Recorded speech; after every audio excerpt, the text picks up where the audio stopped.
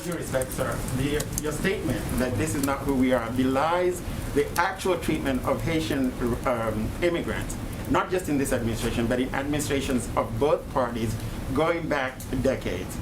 And you seem to be distinguishing between violence and violence. What is the difference between the type of violence that Haitians are fleeing in Haiti and the type of devastation and other devastation that they're fleeing as compared to other immigrants and asylum seekers? Democrats, left and right, up and down, have been talking about the violence that people have been fleeing Central America and South America. And the president, even during his campaign, talked about the fact that this created a need to create a pathway and an asylum system. This doesn't seem to be the case when it comes to Haitian immigrants. And in fact, the images are a true graphic representation of the way Haitian immigrants and immigrants of African descent have been treated, not just by this administration, but if I may, I would respectfully disagree with you. And let me say.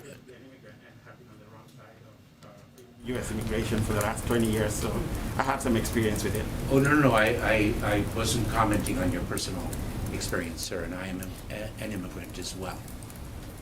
I wasn't commenting on your personal experience. I was respectfully disagreeing with an assertion that you made, if I may. Because, if I may,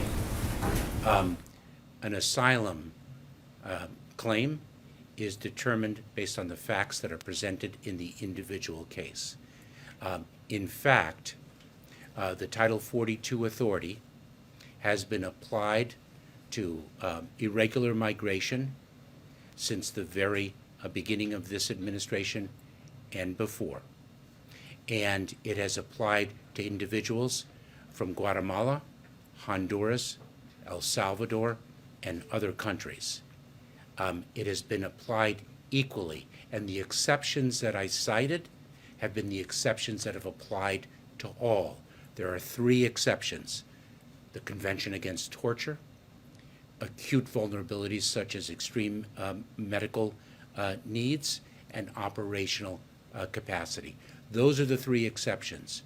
Title 42 authority has been applied irrespective of the country of origin, irrespective of the race of the individual, irrespective of other criteria that don't belong in our adjudicative process, and we do not permit in our adjudicative process. Thank you, Secretary. The whipping, the whips, the horse whips. Sir, that is something that horrified us all.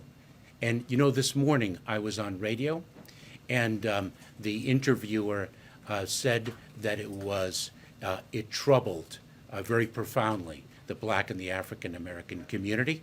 And I said one thing, and this should be clear. Those are not the only communities that it horrified. Those are not the only communities that it concerned. Of course, that concern might be most acute given the history in this country and in other parts of the world. But all of America is horrified to see what those images suggest. Thank you so much, Secretary Mayorkas. Appreciate your time. He'll come back, I promise. I know there's lots of questions, but we have to let him go back to his job. Thank you, Secretary. Thank you all. Thank you. Thank you so much, Secretary.